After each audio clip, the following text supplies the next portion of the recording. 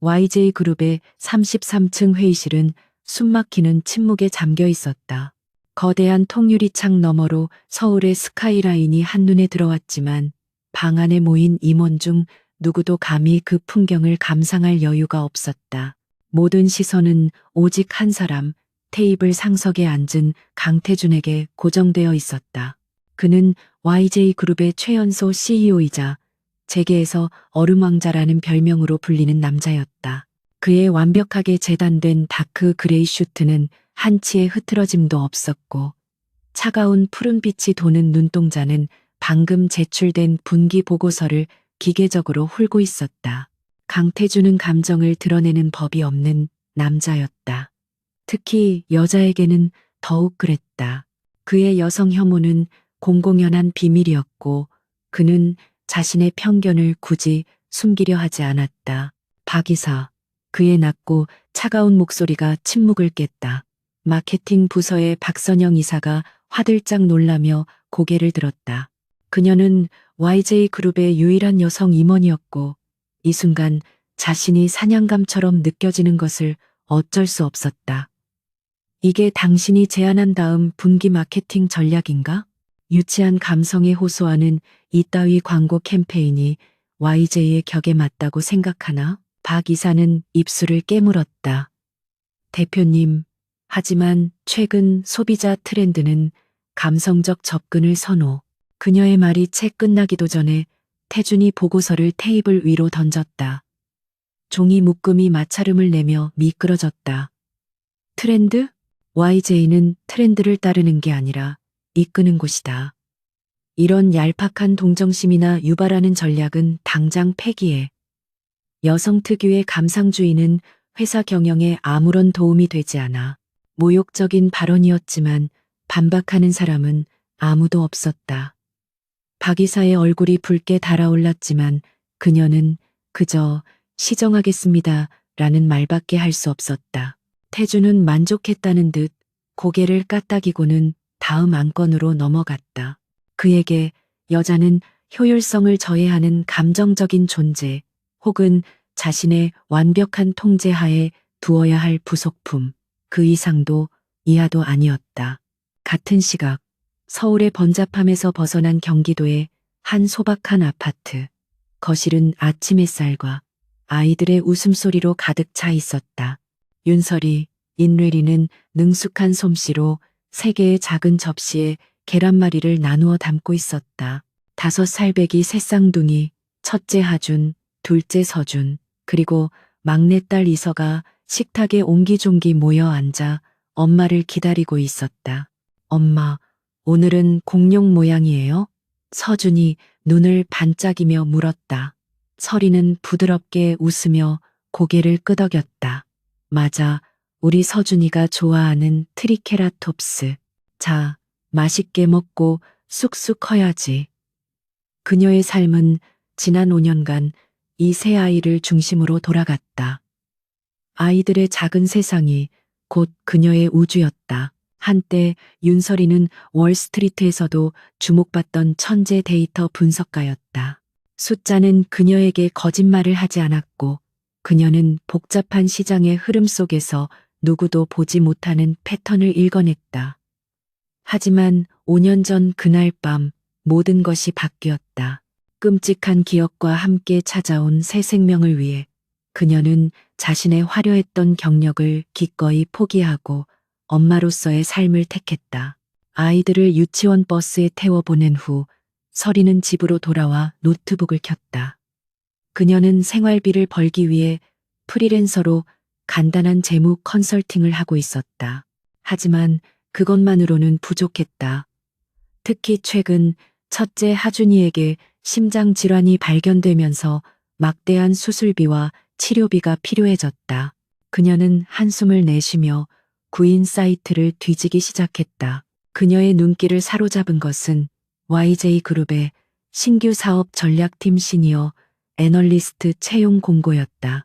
업계 최고 대우, 5년의 공백기에도 불구하고 설이의 경력은 그들의 요구 조건에 완벽하게 부합했다. 하지만 YJ그룹이라니 그녀의 심장이 차갑게 내려앉았다. 그곳은 그녀가 다시는 발을 들이지 않겠다고 맹세했던 장소, 강태준이라는 남자가 지배하는 왕국이었다. 서리는 모니터를 노려보았다. 5년 전 그녀는 YJ그룹의 전략기획실 인턴이었다.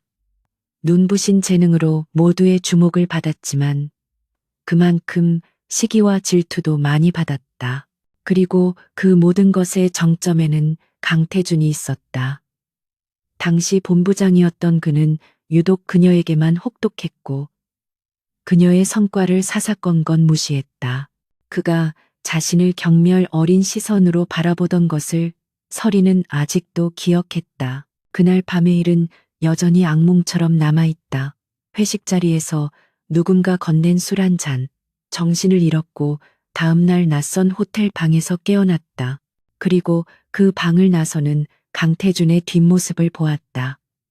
그는 단 한마디의 말도 없이 마치 더러운 것을 본 듯한 표정으로 그녀를 스쳐 지나갔다. 서리는 그 길로 사직서를 냈고 얼마 후 자신이 임신했다는 사실을 알게 되었다. 하지만 지금은 과거의 상처에 얽매여 있을 때가 아니었다.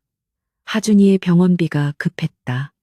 아이의 생명이 걸린 문제 앞에서 자존심이나 과거의 악연은 사치였다. 서리는 떨리는 손으로 이력서 파일을 첨부했다. 설마 나를 기억이나 할까? 5년이나 지났고 고작 인턴이었을 뿐인데. 그녀는 애써 스스로를 위로하며 지원하기 버튼을 눌렀다. 며칠 뒤 YJ그룹 본사에서 면접을 보러 오라는 연락이 왔다. 서리는 가장 단정한 투피스 정장을 꺼내 입었다. 5년 만에 다시 찾은 여의도는 여전히 높고 차가운 빌딩들로 가득했다. YJ그룹 로비의 거대한 로고가 그녀를 압도하는 듯했다. 그녀는 심호흡을 하며 면접장으로 향했다. 면접은 예상외로 순조로웠다. 면접관들은 그녀의 과거 경력과 날카로운 분석력에 감탄했다. 5년의 공백기에 대한 질문이 나왔지만 서리는 개인적인 심화 학습과 시장 연구의 시간이었습니다라고 침착하게 대답했다. 그녀의 눈빛에는 절박함이 아닌 준비된 자의 자신감이 서려 있었다. 최종 면접은 아니었지만 그녀는 자신이 합격할 것임을 직감했다. 그리고 며칠 뒤 합격 통보와 함께 입사일이 정해졌다. 서리는 기뻐해야 할지 슬퍼해야 할지 몰랐다. 하준이의 수술비를 마련할 길은 열렸지만 동시에 지옥의 문턱을 제 발로 넘어가는 기분이었다. 그녀는 새아이의 사진을 보며 마음을 다잡았다. 괜찮아, 엄마는 강하니까. 너희를 위해서라면 뭐든지 할 수 있어. 한편 강태준은 자신의 집무실에서 방금 결제한 서류를 검토하고 있었다. 비서실장이 신규 채용자 명단을 조심스럽게 내밀었다. 대표님, 전략팀 시니어 애널리스트로 윤설이 씨가 최종 합격했습니다. 과거 월스트리트 경력이 매우 인상적입니다. 5년간의 공백이 있지만 테스트 결과가 압도적이었습니다. 태주는 서류를 넘기며 무심하게 물었다. 여자인가? 비서실장은 잠시 머뭇거리다 대답했다. 네, 그렇습니다. 하지만 능력만큼은. 태주는 더 이상 듣고 싶지 않다는 듯 손을 저었다. 알아서 해. 하지만 내 눈에 거슬리는 일 없도록 해. 특히 여자들 특유의 감정적인 실수. 절대 용납 못해. 그는 윤설이라는 이름을 기억하지 못했다. 5년 전 스쳐 지나간 수많은 인턴 중 하나일 뿐이었다. 그에게 여자는 그저 배경 속의 그림자이거나 아니면 제거해야 할 장애물 둘 중 하나였다. 그리고 그는 곧 채용되니 유능한 여자가 자신의 인생을 통째로 뒤흔들 폭풍의 핵이 될 것이라는 사실을 전혀 알지 못했다. 서리의 첫 출근 날, 그녀는 일부러 더 무채색의 바지 정장을 골라 입고 머리를 단정하게 묶었다. 가능한 한눈에 띄지 않고 오직 실력으로만 승부하고 싶었다. 전략팀 사무실은 긴장감이 감돌았지만 동시에 최고의 인재들이 모인 곳 특유의 활기가 넘쳤다. 그녀는 자신의 자리를 배정받고 곧바로 업무에 투입되었다. 그녀의 직속 상사인 김 팀장은 깐깐하지만 합리적인 사람이었다. 그는 서리의 이력을 보고 그녀에게 큰 기대를 걸고 있었다. 윤서리 씨, 환영합니다. 바로 실전 투입입니다. 현재 저희 팀은 동남아시아의 신생 IT 기업 뉴리테키 인수합병건을 검토 중입니다. 이게 관련 데이터입니다. 내일 아침까지 초기 분석 보고서 제출 가능하겠습니까? 방대한 양의 데이터였다. 보통이라면 최소 3일은 걸릴 작업이었다. 김 팀장은 그녀의 5년 공백을 시험해 보려는 의도도 있었을 것이다. 서리는 망설임 없이 대답했다. 네, 팀장님, 문제 없습니다. 그녀의 눈빛이 5년 만에 다시 빛나기 시작했다. 숫자들이 그녀에게 말을 걸어오고 있었다. 밤이 깊어가는 줄도 모르고 서리는 데이터에 몰두했다. 아이들은 친정어머니가 잠시 돌봐주기로 했다. 그녀의 손가락이 키보드 위에서 춤을 추듯 움직였다. 그녀는 뉴리테크의 재무제표 이면에 숨겨진 위험 신호들을 발견하기 시작했다. 겉보기에는 성장 가능성이 높아 보였지만 부실 채권과 과장된 사용자 데이터가 곳곳에 숨어 있었다. 새벽녘이 되어서야 서리는 보고서를 완성했다. 그녀는 간단히 세수를 하고 옷을 갈아입었다. 퇴근이 아니라 다음 업무를 위한 준비였다. 아침 회의 시간, 김 팀장과 팀원들은 그녀의 보고서를 보고 경악을 금치 못했다. 그녀는 단 하루 만에 뉴리테크의 핵심 문제점과 잠재적 리스크를 완벽하게 분석해냈을 뿐만 아니라 대안으로 2개의 다른 인수 목표까지 제시했다. 김 팀장은 감탄을 숨기지 못했다. 윤서리 씨, 당신은 정말 대단하군. 이 정도일 줄은 몰랐어. 팀원들도 그녀를 보는 시선이 달라졌다. 단순한 경력 단절 여성이 아니라 진짜 실력자임을 인정한 것이다. 서리는 담담하게 고개를 숙였다. 감사합니다. 아직 부족한 점이 많습니다. 그녀의 성공적인 복귀는 그러나 곧장 최고 권력자의 귀에 들어갔다. 김 팀장이 그녀의 보고서를 중요 안건으로 상정하며 대표 이사실에 직접 보고했기 때문이다. 강태준은 보고서를 넘겨보며 흥미롭다는 듯 혹은 경멸한다는 듯 입꼬리를 비틀었다. 뉴로아이텍과 함정이라고? 이사회가 만장일치로 추진하던 건인데 그는 인터폰을 눌렀다. 김 팀장, 그 보고서 작성한 신입 직원, 지금 당장 내 방으로 올려보내. 태준의 목소리에는 일말의 호기심과 더 큰 짜증이 섞여 있었다. 감히 자신의 결정에 반기를 드는 자가 나타났다는 사실, 그리고 그 자가 하필 여자라는 사실이 그의 심기를 건드렸다. 서리는 자신이 곧 얼음 왕자의 소굴로 직접 걸어 들어가야 한다는 것을 깨달았다. 지금 당장 대표님실로 올라오시랍니다. 김 팀장의 말에 사무실의 모든 시선이 윤서리에게 쏠렸다. 방금 전까지만 해도 그녀의 분석력에 감탄하던 동료들의 눈빛에 이제는 동정과 우려가 섞여 있었다. YJ그룹에서 대표 강태준의 호출은, 특히 그가 심기가 불편할 때의 호출은 사형 선고나 다름없었다. 서리는 겉으로는 침착함을 유지하려 했었지만 뱃속이 차갑게 가라앉는 것을 느꼈다. 그녀는 자리에서 일어나 굳은 표정으로 사무실을 나섰다. 33층 대표이사실이 있는 층으로 가기 위해서는 임원 전용 엘리베이터를 이용해야 했다. 차가운 금속으로 마감된 엘리베이터 문 앞에 서서 서리는 자신의 뺨을 스치는 서늘한 공기를 느꼈다.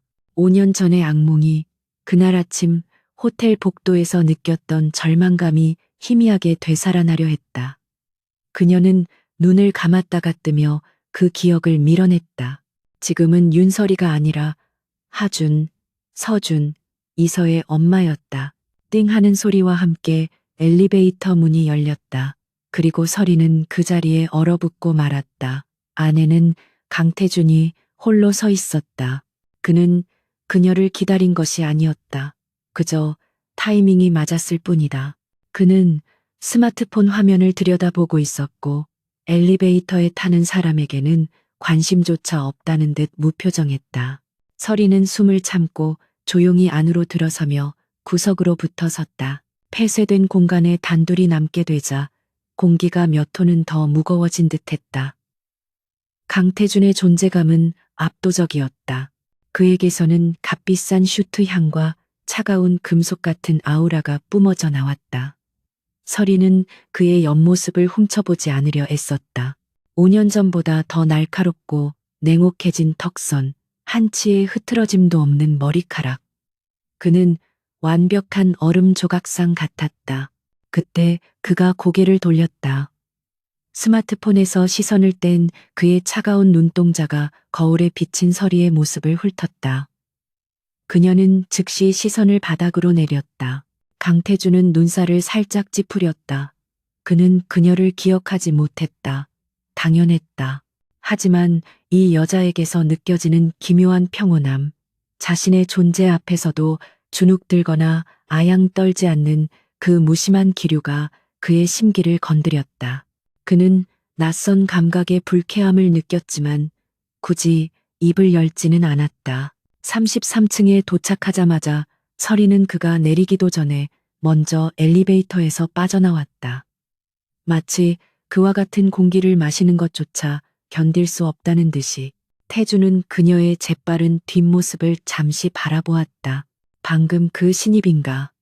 그는 비서실을 통과해 자신의 집무실로 들어갔고 서리는 잠시 뒤 비서의 안내를 받아 그 거대한 문 앞에 섰다. 들어가. 태준의 목소리가 문 안쪽에서 들려왔다. 집무실은 그의 성격만큼이나 차갑고 거대했다. 방의 한쪽 벽면 전체가 유리로 되어 서울이 발 아래 펼쳐져 있었지만 그 풍경은 위압적이기만 했다. 강태준은 거대한 마호가니 책상 뒤에 앉아 여전히 서류에 코를 밟고 있었다. 서리가 방 한가운데 섰지만 그는 고의적으로 그녀를 몇 분간 세워두었다. 그녀가 긴장감에 무너지기를 기다리는 듯했다. 하지만 서리는 미동도 없이 서 있었다. 그녀는 그저 자신의 아이들 얼굴만을 떠올렸다. 마침내 태준이 고개를 들었다. 그는 서리의 보고서를 손가락으로 툭툭 치며 입을 열었다. 당신이 이걸 썼나? 뉴리텍 건을 재검토하라는 이 건방진 보고서 말이야. 그의 목소리에는 노골적인 저기가 담겨 있었다. 서리는 침착하게 대답했다. 건방진 것이 아니라 사실에 기반한 분석입니다. 대표님. 태주는 어이가 없다는 듯 웃음을 터뜨렸다. 사실 5년이나 경력이 단절된 여자가 뭘 안다고 사실을 논하는 거지? 당신이 시장을 떠나 있던 동안 세상이 얼마나 변했는지 알기나 하나? 그는 자리에서 일어나 그녀에게 천천히 다가왔다. 그의 큰 키가 그녀 위에 그림자를 드리웠다. 당신 같은 여자가 YJ에 들어온 건 운이 좋았을 뿐이야. 김 팀장이 잠시 노망이 들었거나. 하지만 내 눈은 정확해. 당신은 YJ에 맞지 않아. 지금이라도 사직서 내는 게 어때? 그 편이 서로에게 좋을 텐데. 그는 그녀가 겁에 질려 울거나 최소한 변명이라도 하길 기대했다. 서리는 그러나 그의 눈을 똑바로 마주 보았다. 그녀의 눈빛은 흔들리지 않았다. 제 분석에 자신이 있습니다. 그리고 제 경력 단절은 휴식이 아니라 그 누구보다 치열하게 세상을 살아낸 시간이었습니다. 대표님께서 숫자를 믿으신다면 제 보고서를 반박할 데이터를 가져오십시오. 그저 제 성별이나 공백기를 트집 잡는 것은 YJ의 대표이사답지 않군요. 강태준의 얼굴이 순간적으로 굳었다. 감히 일개 신입사원이, 그것도 여자가 자신에게 대표답지 않다는 말을 한 것이다. 그의 눈에 살기가 스쳤다. 그는 서리의 턱을 잡을 듯 손을 뻗었다가 순간적으로 주먹을 쥐고 내렸다. 그는 여자와는 불필요한 신체 접촉을 하지 않았다. 좋아, 네가 그렇게 자신 있다면 모두 앞에서 증명해 보시지. 그는 인터폰을 눌러 비서에게 지시했다. 전략기획본부 임원 및 팀장급 전원 30분 뒤 대회의실로 소집해. 뉴리텍 인수권 긴급 재검토 회의다.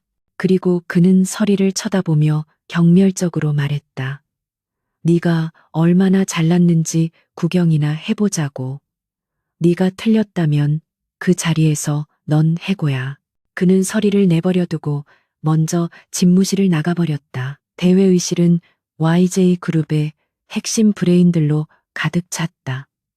일장에서 태준에게 모욕을 당했던 박선영 이사도 굳은 표정으로 앉아 있었다. 강태준이 상석에 앉아 회의실은 즉시 얼어붙었다. 그는 곧바로 서리를 지목했다. 저기 서 있는 윤서리 씨가 우리가 만장일치로 통과시킨 뉴리텍 인수권에 대해 이의를 제기했다. 5년 동안 집에서 놀다 온 분의 의견이야. 어디 한번 들어보지. 노골적인 조롱과 멸시가 담긴 소개였다. 모든 시선이 서리에게 집중되었다. 어떤 이는 호기심으로, 어떤 이는 동정으로, 대부분은 그녀가 어떻게 박살날지 기대하는 눈치였다. 서리는 연단으로 걸어나갔다. 그녀는 준비해온 USB를 연결하고 스크린에 자신이 분석한 데이터 차트를 띄웠다. 그녀는 떨지 않았다. 그녀의 목소리는 차분하고 명료했다.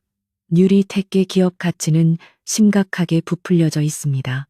첫째, 그들이 제시한 활성 이용자 수 MAU 데이터는 실제보다 최소 40% 이상 과장되었습니다. 여기 이로그 데이터를 교차 분석한 결과 동일 IP에서 생성된 유령 계정이 대다수임을 확인했습니다. 회의실이 술렁이기 시작했다. 뉴리텍 건을 실무에서 추진했던 임원들의 얼굴이 하얗게 질렸다. 서리는 멈추지 않았다.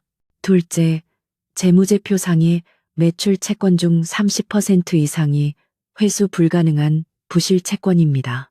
이는 그들의 주요 거래처들이 사실상 페이퍼 컴퍼니에 불과하다는 것을 의미합니다.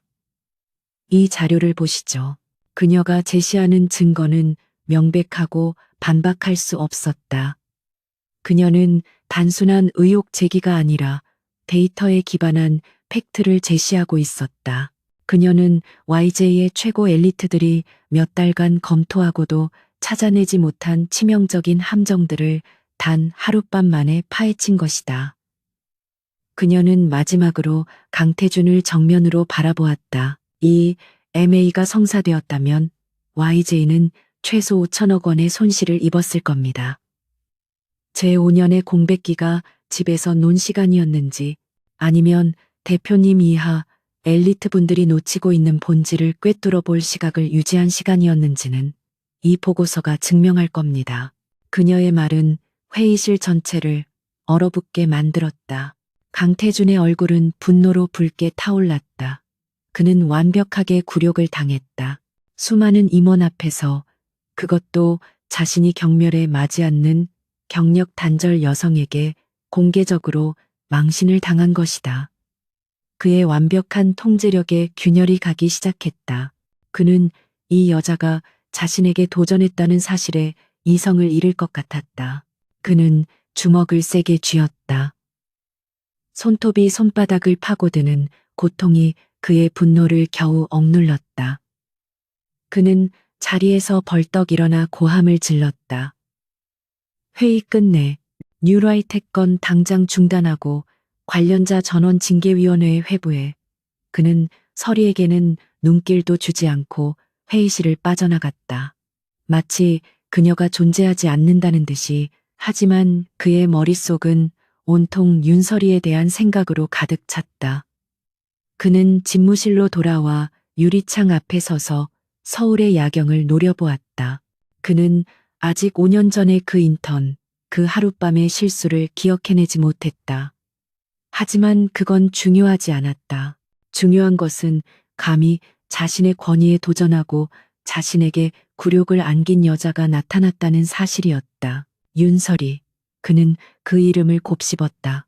그는 그녀의 분석이 완벽하게 옳았다는 것을 인정해야 했다. 그래서 더 화가 났다. 그녀의 유능함이 그의 여성 혐오라는 신념을 정면으로 공격했다. 감히 나를 가르치려 들어? 그는 비릿한 미소를 지었다. 좋아. YJ그룹이 어떤 곳인지, 내가 어떤 남자인지 똑똑히 가르쳐 주지. 네가 제 발로 기어나가게 만들어주겠어. 그의 부정적인 관심이 윤설이에게로 정확히 향하기 시작했다. 강태주는 자신의 집무실에서 뉴리테컨으로 산산조각 난 자존심을 애써 추스르고 있었다. 그는 살면서 단 한 번도 특히 여자에게 그렇게 공개적으로 허를 찔려본 적이 없었다. 윤설이, 그 이름 석자가 그의 뇌리에 독침처럼 밝혔다. 그녀의 분석은 완벽하게 옳았고 그로 인해 자신은 수천억 원의 손실을 막은 유능한 CEO가 되었지만 그 과정에서 느낀 굴욕감은 사라지지 않았다. 그는 그녀를 해고할 수 없었다. 이 사회가 그녀의 성과를 아는 마당에 그녀를 내쫓는 것은 속 좁은 독재자의 행태로 비칠 뿐이었다. 하지만 그는 자신의 완벽한 통제하에 있는 이 YJ 왕국에 감히 자신에게 대항하는 여자를 그냥 둘 수도 없었다. 그는 그녀를 스스로 무너지게 만들어야 했다.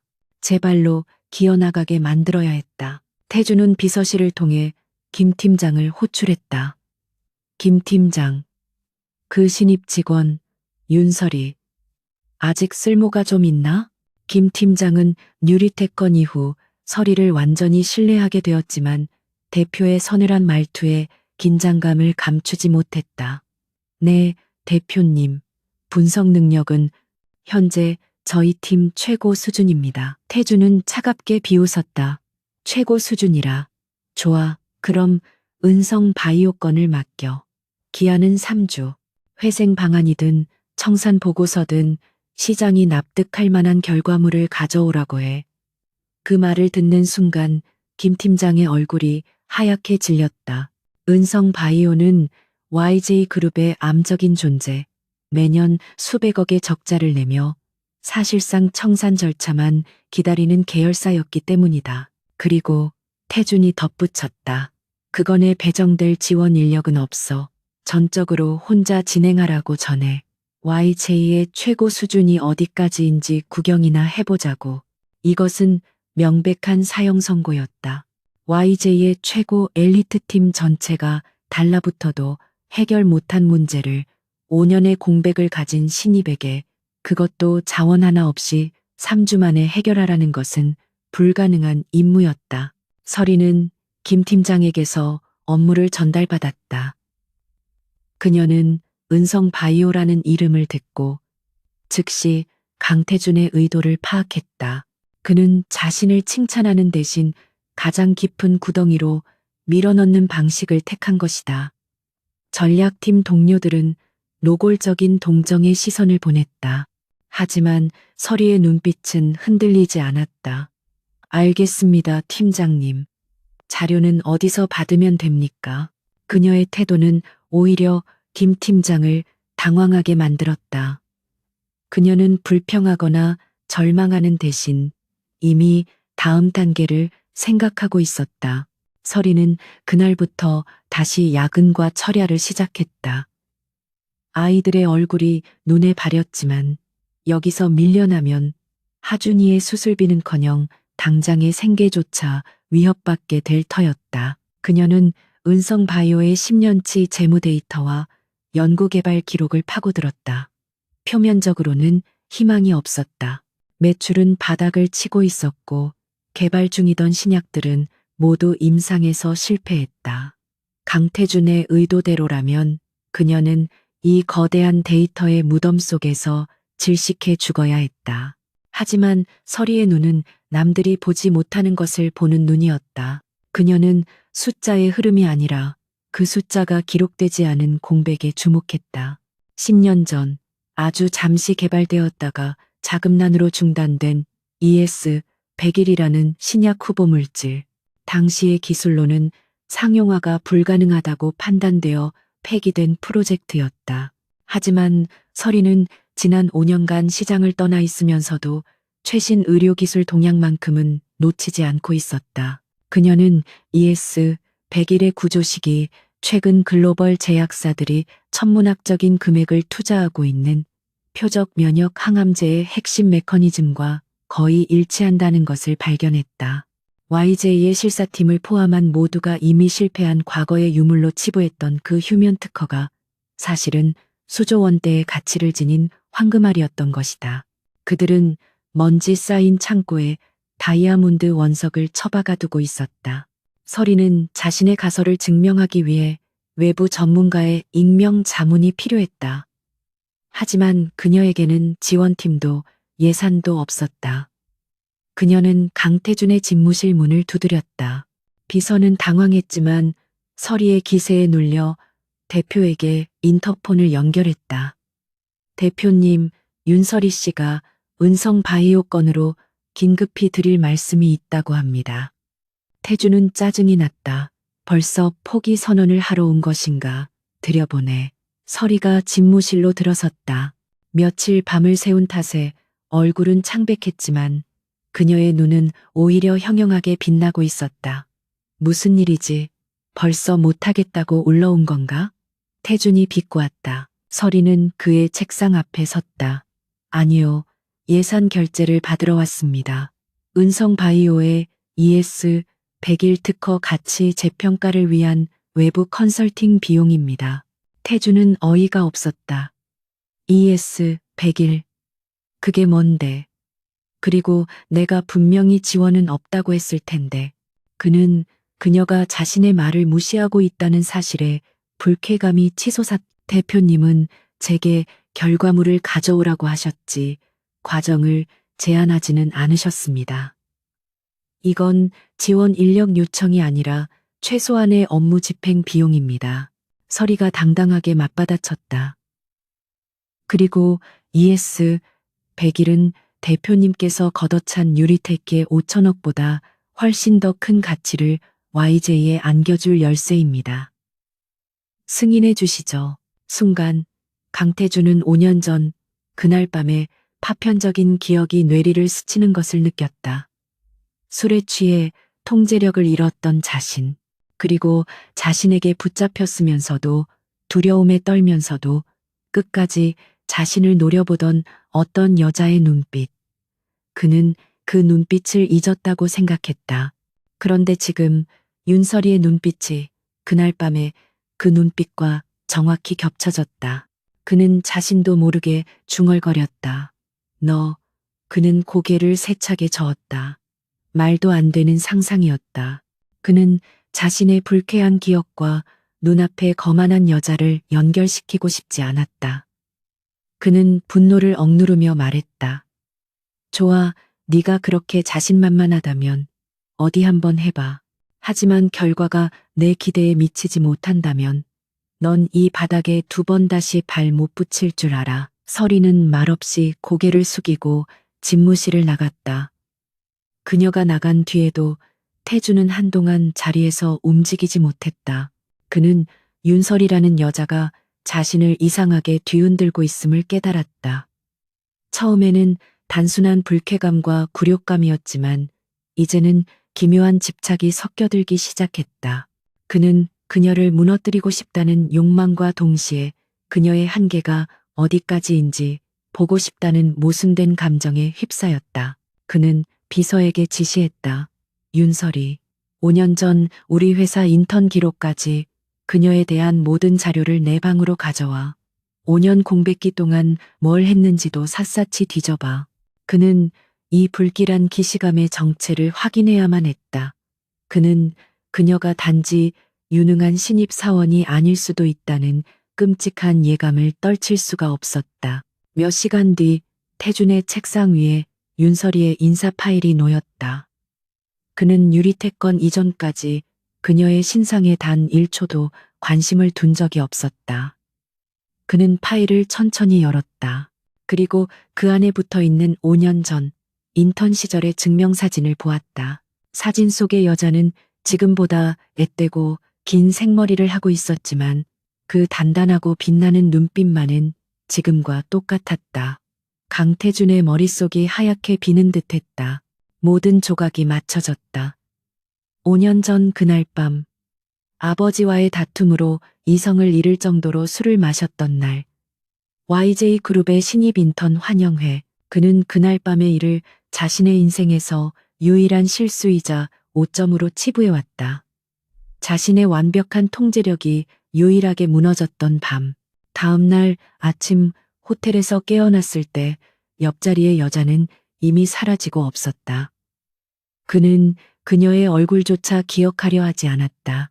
그는 그 사건 자체를, 그리고 자신의 통제력을 잃게 만든 여자라는 존재 자체를 경멸하게 되었다.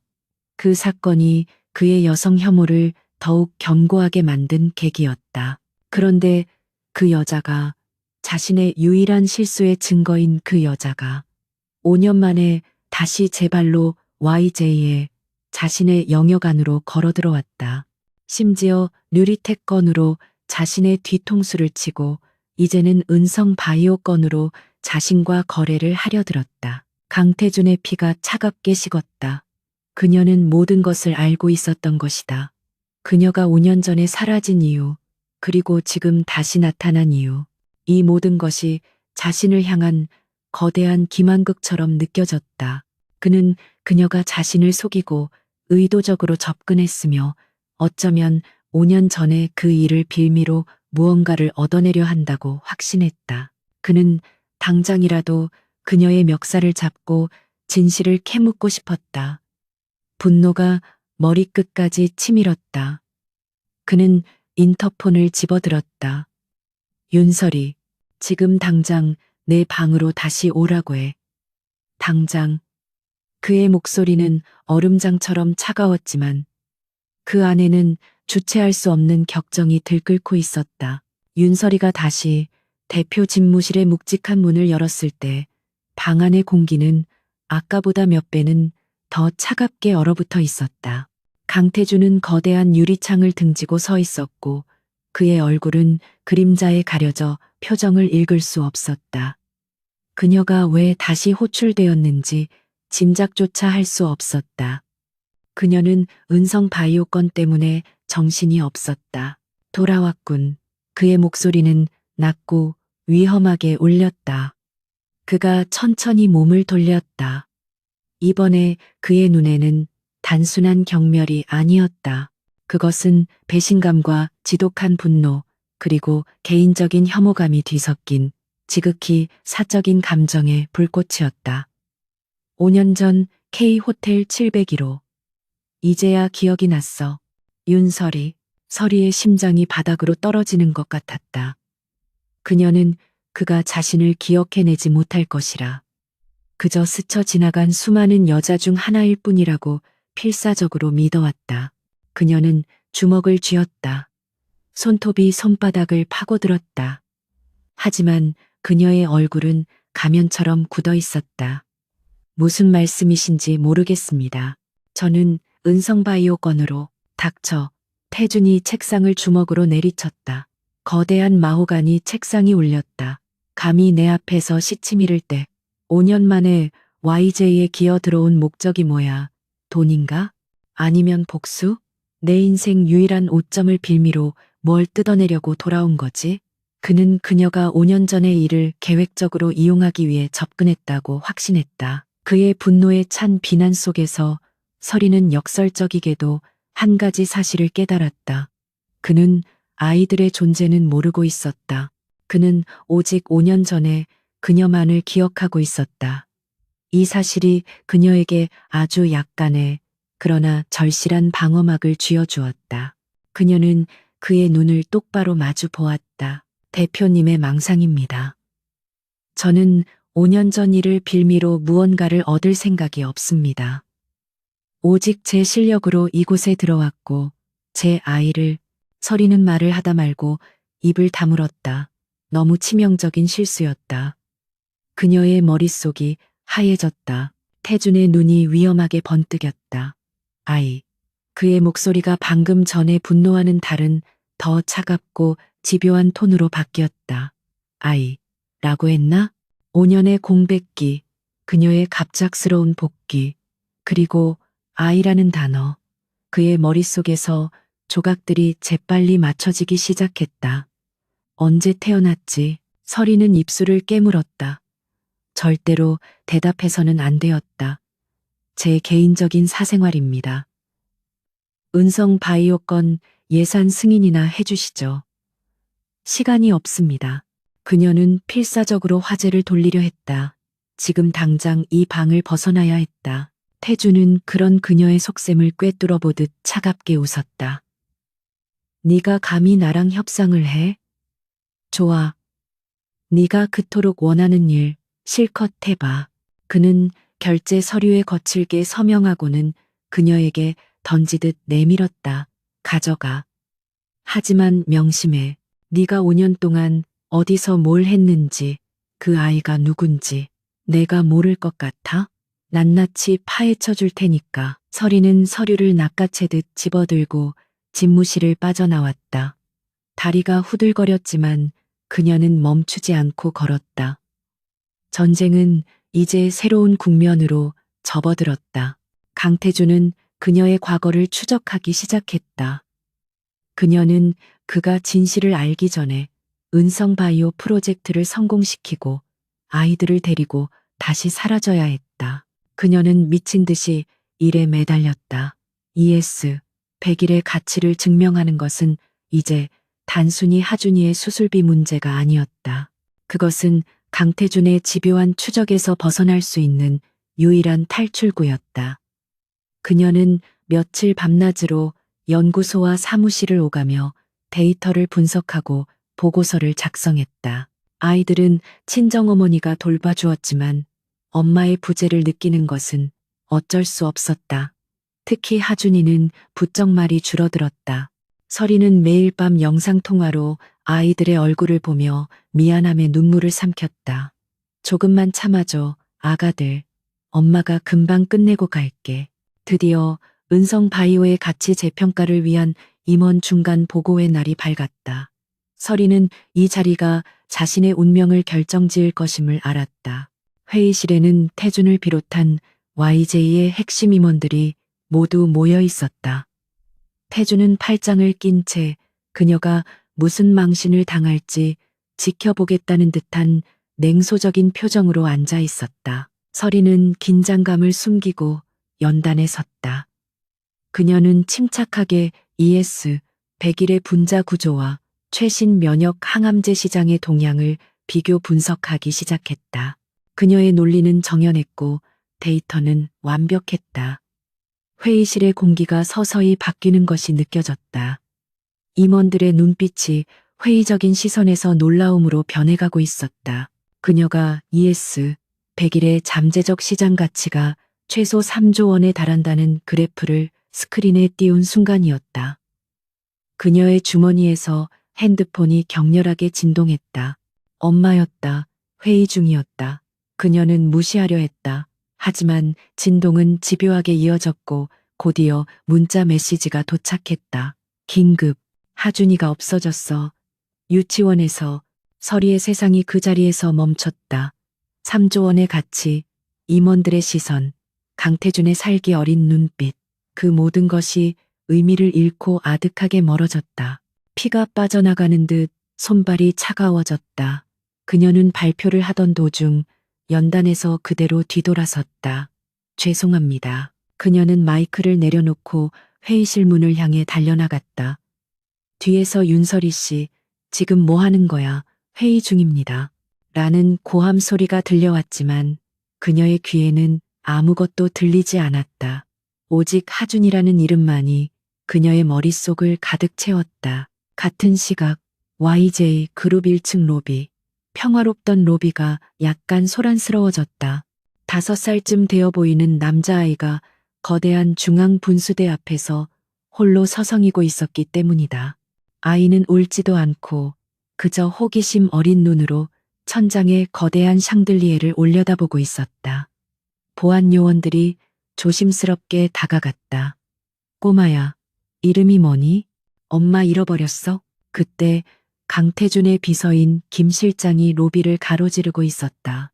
그의 손에는 방금 전 외부 보안업체를 통해 입수한 윤설이 5년 행적조사 중간 보고서가 들려 있었다. 경기도 S 아파트 거주. 남성 방문 기록 전무. 4년 2개월 전 새쌍둥이 출산. 산모 수첩 확인. 병원비 지출 내역. 김 실장은 이 믿기지 않는 내용을 어떻게 보고해야 할지 머리가 복잡했다. 그는 로비의 소란을 보고 멈칫했다. 그리고 분수대 앞에 서 있는 아이를 보았다. 김 실장은 그 자리에 얼어붙었다. 그는 YJ그룹의 홍보 자료를 관리하며 강태준 대표의 어린 시절 사진을 수없이 봐왔다. 기업 창립 기념일에 쓰였던 꼬마 강태준이 창업주인 할아버지 손을 잡고 웃던 그 사진. 분수대 앞의 아이는 그 사진 속의 강태준과 소름 끼칠 정도로 똑같았다. 눈, 코, 입, 심지어 세상을 다 가진 듯 당당한 그 표정까지도. 바로 그때 33층에서 내려온 엘리베이터 문이 열리고 강태준이 분노에 찬 얼굴로 걸어 나왔다. 그는 감히 자신의 회의를 망치고 도망친 윤설이를 직접 잡아 족칠 생각이었다. 윤설이, 네가 감히. 그는 로비를 가로지르며 소리쳤다. 그 순간 다른 쪽 엘리베이터에서 설이가 뛰쳐나왔다. 그녀는 머리가 산발이 된 채 눈물 범벅이 된 얼굴로 로비를 미친 듯이 둘러보았다. 하준아, 강하준. 분수대 앞의 아이가 그 목소리를 듣고 고개를 돌렸다. 엄마, 아이가 그녀를 향해 달려갔다. 설이는 달려가 아이를 와락 끌어안았다. 그녀는 아이의 얼굴을 붙잡고 온몸을 확인하며 흐느꼈다. 하준아, 괜찮아. 다친 데 없어? 엄마가 미안해. 강태준은 그 자리에 우뚝 멈춰섰다. 그는 자신이 경멸하는 여자가 웬 남자아이를 끌어안고 우는 모습을 멍하니 바라보았다. 그리고 그는 보았다. 아이가 엄마의 어깨 너머로 고개를 돌려 자신을 바라보는 그 얼굴을. 벼락이 내리치는 듯한 충격이 그의 전신을 관통했다. 그것은 자신의 얼굴이었다. 의심의 여지가 없었다. 수십 년의 시간을 거슬러 올라간 자신의 어린 시절이 그를 똑바로 노려보고 있었다. 김 실장이 유령이라도 본 듯한 표정으로 태준에게 다가왔다. 그는 손에 든 보고서를 떨리는 손으로 내밀었다. 대표님, 방금 도착한 윤설이 씨의 5년간 기록입니다. 그리고 저 아이의 이름이 강하준이라고 합니다. 태준은 보고서를 받아들지 못했다. 그의 시선은 오직 아이에게 고정되어 있었다. 그는 설이를 바라보았다. 그녀는 이제 모든 것을 깨달았다는 듯 공포와 절망이 뒤섞인 눈으로 그를 마주보고 있었다. 5년간 그녀가 지켜온 비밀이 가장 끔찍한 방식으로 YJ그룹의 심장부에서 터져버린 순간이었다. 강태준은 그 자리에 얼어붙었다. 로비의 웅장한 대리석 바닥이 그의 발밑에서 꺼지는 듯했다. 그의 시선은 자신을 똑바로 쳐다보는 아이에게서 한치도 움직이지 못했다. 방금 전까지 회의를 망친 여자에 대한 분노는 온데간데 없었다. 그 자리를 채운 것은 현실감을 상실한 거대한 충격과 피가 역류하는 듯한 불쾌감이었다. 윤설이는 하준이를 필사적으로 끌어안았다. 아이의 작은 심장이 그녀의 가슴팍에 맞닿아 격렬하게 뛰고 있었다. 그녀는 고개를 들 수 없었다. 강태준의 시선이 불에 달군 쇠처럼 자신의 등 뒤에 꽂히는 것을 느꼈다. 모든 것이 끝났다고. 5년간 필사적으로 지켜온 비밀이 가장 끔찍한 방식으로 무너졌다고 생각했다. 김 실장이 떨리는 목소리로 보고했다. 그의 손에 들린 서류가 사시나무처럼 떨렸다. 대표님, 아이의 이름은 강하준. 그리고 방금 입수한 보고서에 따르면 윤설이 씨는 5년 전 새쌍둥이를 출산한 것으로 확인되었습니다.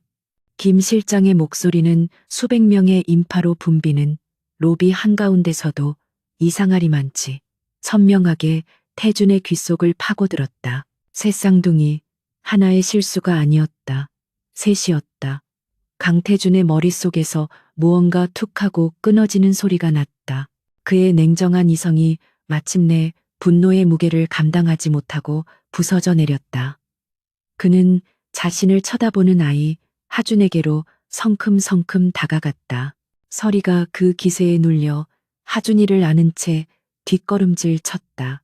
태준은 서리의 팔목을 거칠게 움켜쥐었다. 새로 만든 족쇄처럼 차갑고 단단한 악력이었다. 따라와. 그는 다른 사람들의 시선 따위는 안중에도 없다는 듯 그녀를 질질 끌다시피 VIP 전용 엘리베이터로 향했다. 하준이가 엄마의 팔에 매달려 겁에 질린 눈으로 그를 바라보았다. 엄마, 아파. 이 아저씨 누구야? 엘리베이터 문이 닫히고 좁은 공간에 세 사람, 그리고 뒤따라 들어온 김 실장까지 네 사람이 남았다. 공기가 너무 무거워 숨을 쉴 수가 없었다. 33층 집무실로 올라가는 그 짧은 시간이 지옥처럼 느껴졌다. 띵 소리와 함께 문이 열리고 태주는 서리를 집무실 안으로 거의 내던지듯 밀어넣었다. 그는 문을 잠그고 김 실장에게 소리쳤다. 보고서 내놔. 김 실장이 황급히 서류를 건넸다. 태주는 서류를 낚아채듯 받아들고 미친 듯이 페이지를 넘겼다.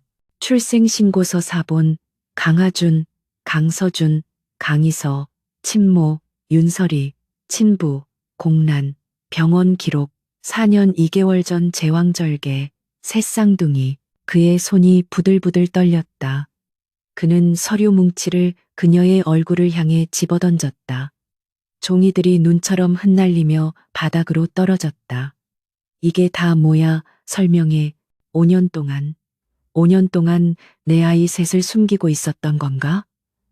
감히 네가. 그의 목소리는 분노로 갈라져 있었다. 서리는 하준이를 자신의 등 뒤로 숨기며 그를 마주 보았다. 두려웠지만 이제는 물러설 곳이 없었다. 내 아이들이에요. 당신 아이이기 이전에 내 아이들이라고요. 그녀의 목소리도 분노로 떨리고 있었다. 그 대답은 태준의 분노에 기름을 부었다. 내 아이들? 감히 내 핏줄을 훔쳐가 놓고 내 아이들이라고? 넌 처음부터 계획이었어. 5년 전 그 밤도 네가 꾸민 짓이었지. 내 아이를 임신해서 YJ그룹을 통째로 삼키려고. 그의 여성 혐오는 이제 끔찍한 확신이 되어 그녀를 공격했다. 그는 그녀가 뉴리텍 건으로 자신의 눈에 띈 것도, 은성 바이오 건으로 자신과 거래를 하려던 것도 모두 이 아이들이라는 최후의 카드를 터뜨리기 위한 치밀한 계획이었다고 믿었다. 그는 자신이 한낱 여자에게, 그것도 자신이 가장 경멸하는 방식으로 완벽하게 속았다는 사실에 이성을 잃었다. 아니에요. 서리가 절규했다. 그날 밤은 사고였어. 당신도 알잖아. 그리고 난 당신한테서 아무것도 원하지 않았어. 그래서 떠났던 거라고. 거짓말. 태준이 그녀의 어깨를 움켜쥐었다.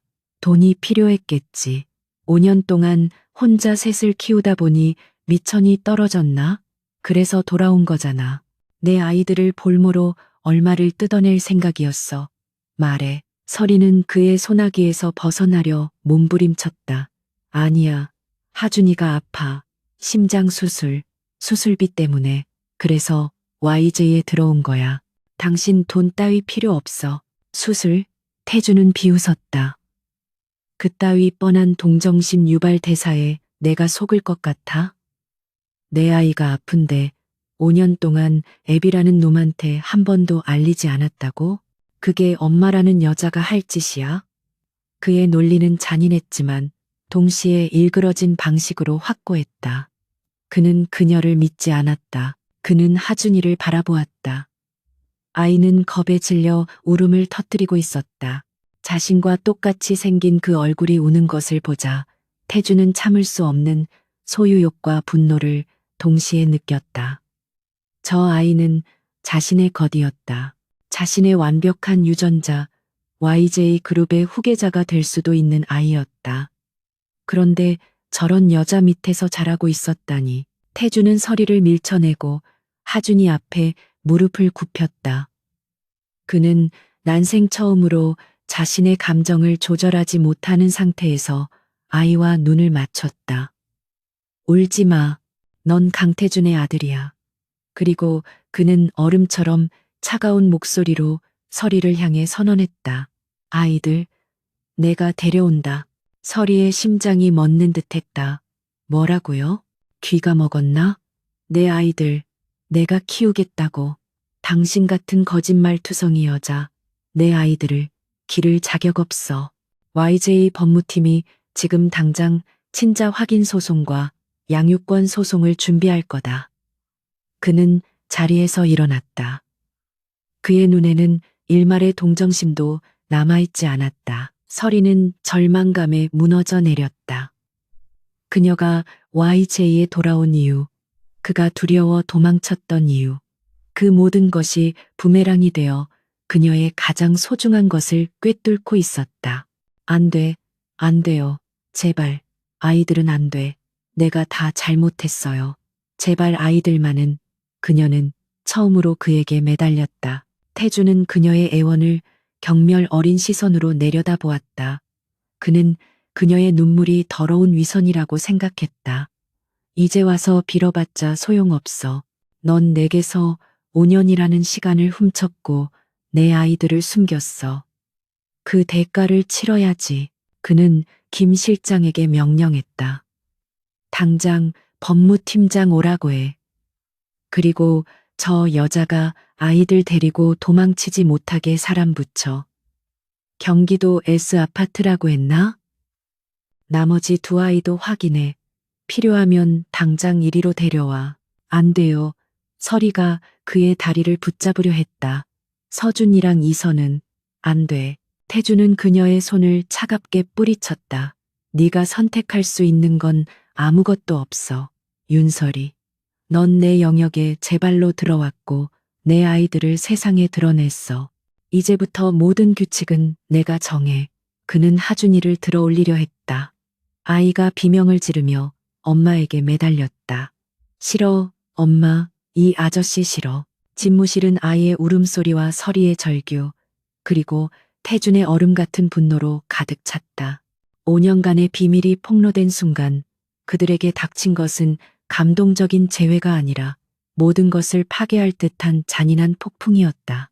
태주는 자신의 아이들을 되찾기 위해서, 그리고 자신을 기만한 그녀를 벌하기 위해서 자신의 모든 힘을 사용할 준비가 되어 있었다. 강태준의 차가운 선언이 집무실의 공기를 얼려버렸다. 그는 윤설이가 아이들을 볼모로 자신을 기만했다고 완전히 확신하고 있었다. 그의 눈에는 승리감에 찬 잔인함마저 감돌았다.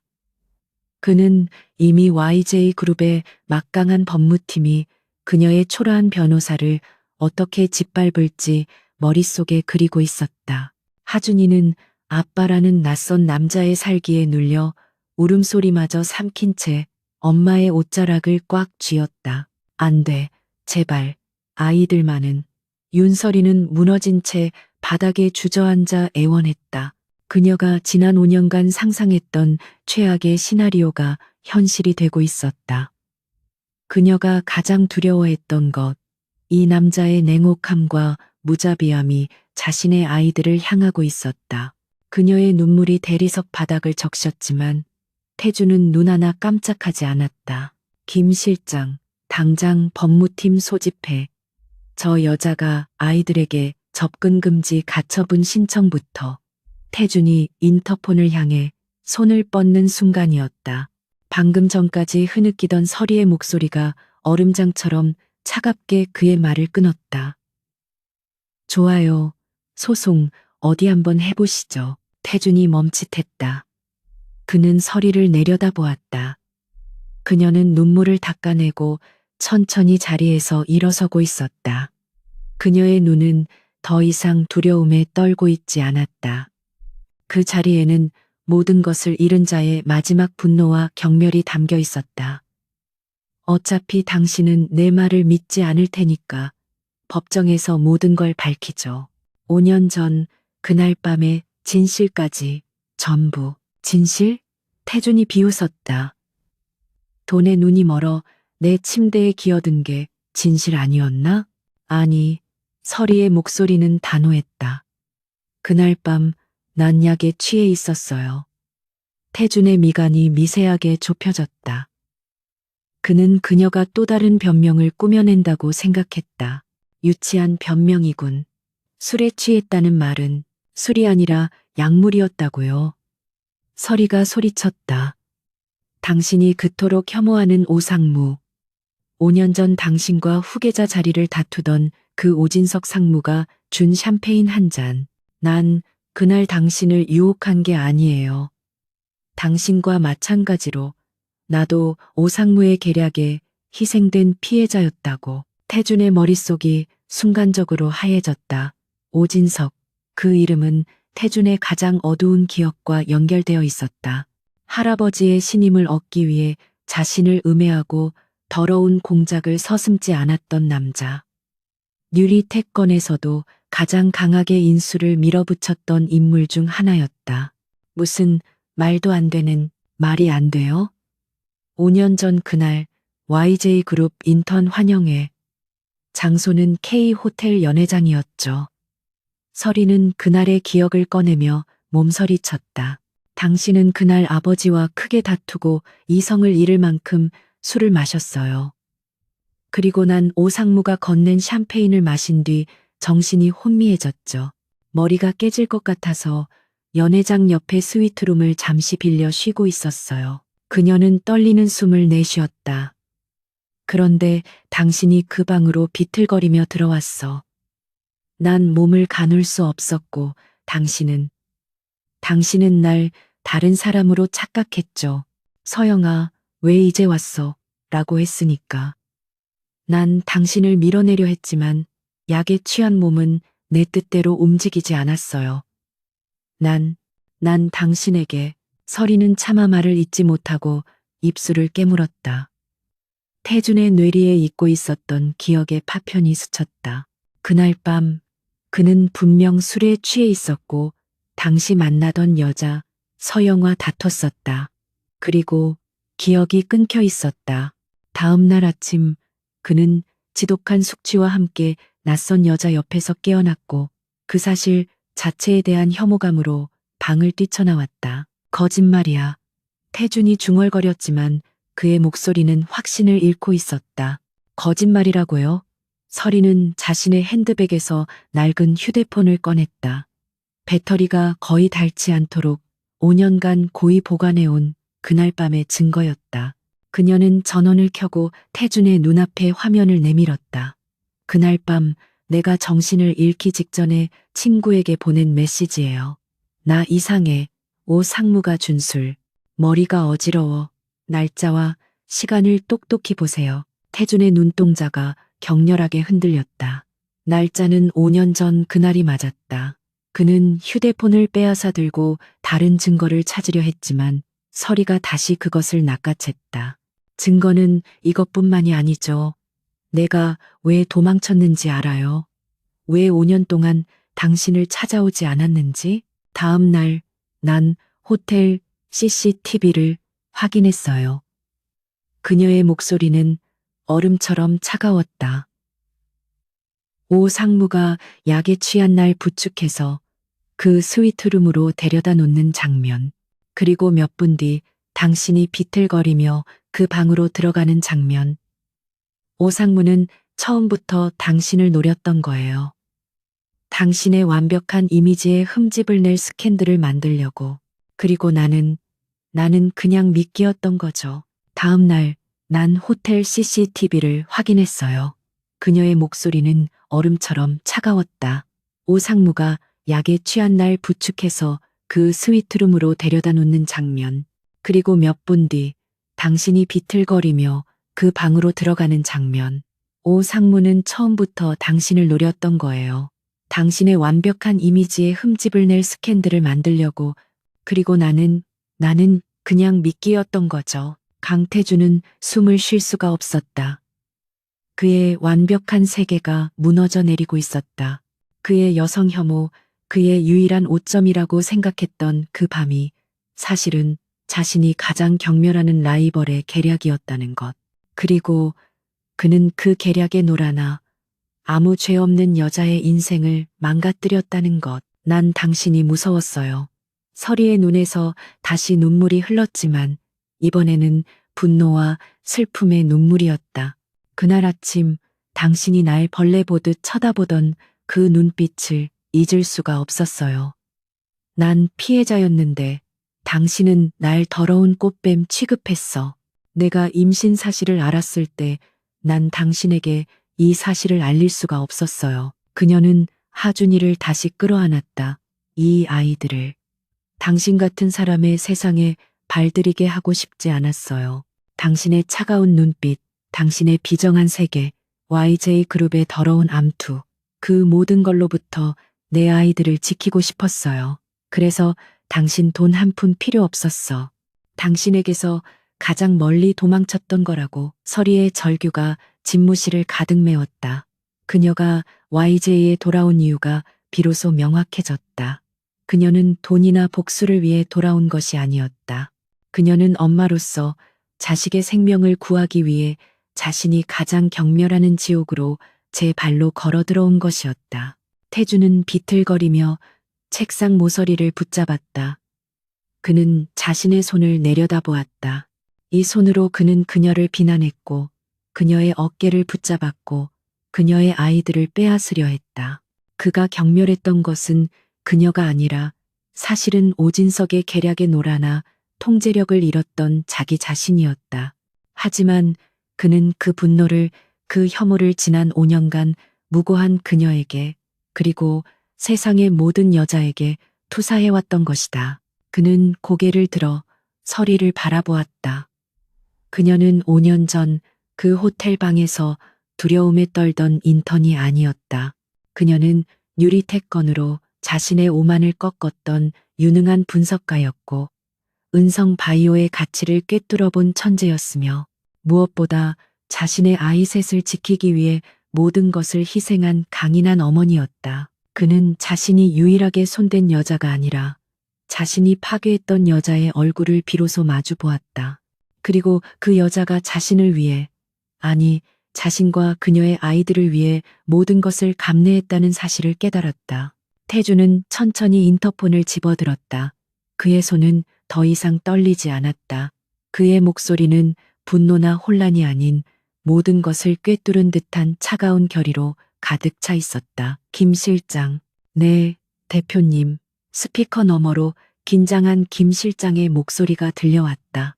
법무팀 말고 보안팀장과 감사팀장, 지금 당장 내 방으로 올려보내. 그리고 오진석 상무, 지금 어디 있는지 확인해. YJ 건물 안에 있다면 당장 내 집무실로 오라고 해. 도망칠 생각 못하게. 그는 인터폰을 끊고 서리를 바라보았다. 그의 눈에는 더 이상 분노나 경멸이 없었다. 그 자리에는 깊이를 알 수 없는 심연과 이제 막 시작된 무언가에 대한 무서운 결의가 자리 잡고 있었다. 네가 한 말 전부 사실이라면 오진석은 오늘부로 끝이야. 집무실의 공기는 팽팽한 활시위처럼 긴장되어 있었다. 윤서리의 마지막 말은 폭탄 선언과도 같았다. 강태주는 그녀가 내민 5년 전의 휴대폰 메시지와 5년 전 오진석의 행적, 그리고 자신의 끊어진 기억을 필사적으로 조합하고 있었다.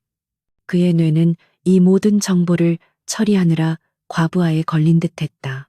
그는 자신이 지난 5년간 구축해온 세계, 즉 여자는 믿을 수 없고 감정적이며 계산적이라는 신념 자체가 거대한 기만 위에 서 있었음을 깨달았다. 그는 윤서리를 바라보았다. 분노와 경멸은 사라지고 그 자리에 깊이를 알 수 없는 혼란과 이제 막 불붙기 시작한 차가운 분노가 자리 잡았다. 그 분노는 더 이상 그녀를 향한 것이 아니었다.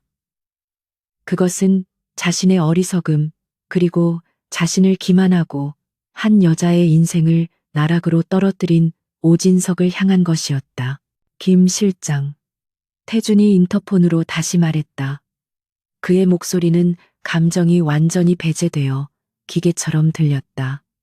방금 한 말 취소해. 법무팀이 아니라 YJ그룹 감사팀장과 보안팀장, 지금 즉시 내 방으로 소집해. 그리고 오진석 상무, YJ 건물 내에 있다면, 아니, 어디에 있든 당장 내 눈앞으로 끌고 와. 도망칠 생각 못하게 해. 그의 지시는 신속했다. YJ그룹의 최고 권력자가 움직이기 시작했다. 서리는 하준이를 끌어안은 채 이 급박한 상황 전개를 숨죽이며 지켜보았다. 몇 분 뒤 집무실 문이 열리고 감사팀장과 보안팀장이 굳은 표정으로 들어섰다. 그들은 대표 집무실에 서 있는 낯선 여자와 아이를 보고 의아해했지만 태준의 살기 어린 표정에 감히 질문을 던지지 못했다. 보안팀장은 지금 즉시 K호텔 측에 연락해. 5년 전 오늘 인턴 환영회 날짜에 VIP 스위트룸 701호 복도 CCTV 원본을 확보해. YJ그룹의 모든 권한을 사용해. 그들이 거부한다면 내가 직접 전화하겠다고 해. 10분 주지. 보안팀장이 등줄기에 식은땀을 흘리며 황급히 전화를 걸기 시작했다. 태준은 이어 감사팀장을 바라보았다. 감사팀장은 5년 전 그날 오진석 상무의 법인카드 사용 내역과 호텔 결제 내역을 전부 뒤져 특히 701호 스위트룸 결제 내역을 확인해. 그리고 그는 서리를 가리켰다. 이분은 윤서리 씨다. 5년 전 오 상무가 주도한 범죄의 피해자이자 내 가족이다. 당신들의 모든 자원을 동원해 윤서리 씨의 주장을 입증할 증거를 찾아내. 내 가족. 그 단어가 집무실을 맴돌았다. 서리의 심장이 세차게 뛰었다. 그것은 사랑의 고백이 아니었다. 그것은 자신의 소유물에 상처를 입힌 자를 향한 응징의 선언이었다. 태준은 그렇게 자신의 영역을 확인하고 있었다. 하준이도 아빠의 단호한 목소리에 울음을 그치고 경계심 어린 눈으로 그를 바라보았다. 얼마 지나지 않아 오진석 상무가 보안팀 요원들에게 이끌려 집무실로 들어왔다. 그는 여전히 상황 파악을 못한 듯 오만하고 불쾌한 표정이었다. 강 대표, 이게 무슨 무례한 짓인가? 지금 내가 얼마나 바쁜. 그의 말은 서리와 하준이를 발견하고는 중간에 끊겼다. 그는 서리를 정확히 기억하고 있었다. 오 상무, 태준이 천천히 그에게 다가갔다. 오랜만이군. 5년 전 자네가 공들여 준비했던 연극의 주인공을 다시 보니 감회가 새로운가? 오진석의 얼굴이 하얗게 질리기 시작했다. 무슨 말도 안 되는 소리를. 말도 안 돼. 태준은 비웃었다. 자네가 5년 전 K호텔 701호를 자네 카드로 결제한 내역이 방금 내게 보고됐는데도 바로 그때 보안팀장의 노트북에서 영상 파일이 재생 준비를 마쳤다. 아, 그리고 자네가 그토록 지우고 싶어 했던 CCTV 영상도 복구됐군. 어디 한번 볼까? 영상 속에는 5년 전에 오진석이 몸을 가누지 못하는 서리를 부축하는 척하며 스위트룸으로 밀어 넣는 장면이 똑똑히 찍혀 있었다. 그리고 몇 분 뒤 만취한 강태준이 그 방으로 비틀거리며 들어가는 장면이 이어졌다. 완벽한 증거였다. 오진석은 그 자리에 주저앉을 뻔했다. 태준은 영상을 껐다. 넌 나를 함정에 빠뜨리려 했지. 내게 스캔들을 입혀 후계 구도에서 밀어내려고. 하지만 넌 실수를 했어. 오진석, 넌 나만 건드린 게 아니야. 태준은 서리의 어깨를 감쌌다. 서리가 그의 갑작스러운 행동에 놀라 몸을 떨었다.